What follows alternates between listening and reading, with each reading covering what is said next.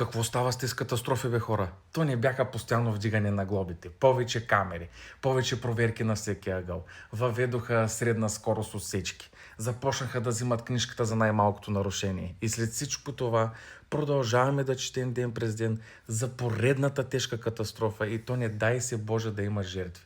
И най-интересното е, че след всяка катастрофа ние обещаваме да се променим.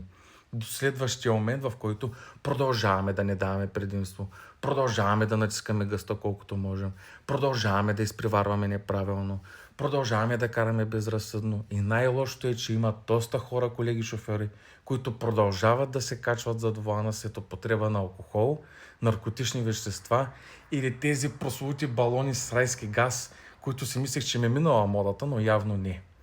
И проблема не е в моториста, в марката, дали е BMW или в който и да е. Проблема е в нас, в егото.